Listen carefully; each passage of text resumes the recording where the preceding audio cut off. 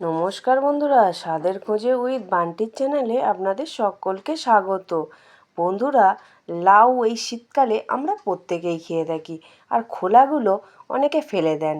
খোলাগুলো ফেলবেন না, খোলাগুলো দিয়ে একটি দুর্দান্ত রেসিপি বানাবো। বন্ধুরা, রেসিপিটা জানতে গেলে আর দেখতে গেলে অবশ্যই চোখ রাখুন। দেখুন, আমি এখানে একদম সরু সরু করে পাতলা পাতলা করে লাউ খোলাটাকে সুন্দর করে কেটে ধুয়ে পরিষ্কার করে নিয়েছি।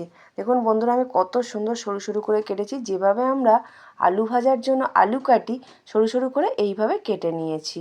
আর এখানে কড়াই বসিয়ে দিয়েছি, দিয়ে দিয়েছি বেশ কিছুটা পরিমাণে সর্ষের তেল, আর দিয়ে দিলাম একটা শুকনো লঙ্কা। দিয়ে খুন্তির সাহায্যে একটু ছোটো ছোটো করে কেটে দিতে হবে। দিয়ে এই যে দানাটা বেরিয়ে যাবে আর ভাজাটা হবে, অপূর্ব লাগবে গন্ধটা, তখন বুঝতে পারবেন যে ভাজাটা হয়ে গেছে লঙ্কা।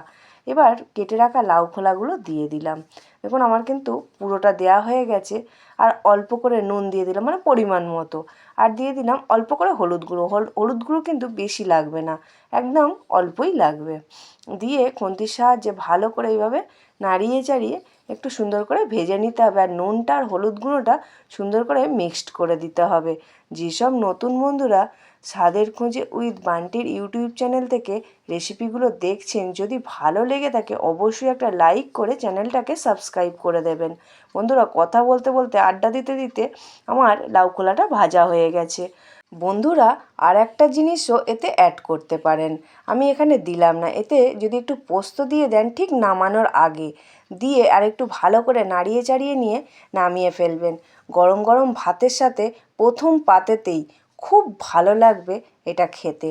লাউ খোলার ভাজা রেসিপিটা আজকে কেমন লাগলো বন্ধুরা, অবশ্যই একটা কমেন্ট করে জানাবেন। আর যেসব ফেসবুক থেকে নতুন বন্ধুরা দেখছো আমার চ্যানেলের রেসিপিগুলো, যদি ভালো লেগে থাকে অবশ্যই একটা লাইক করে চ্যানেলটাকে ফলো করে দেবেন। আবারও দেখা হবে অন্য কোনো দিন অন্য স্বাদের রেসিপি নিয়ে।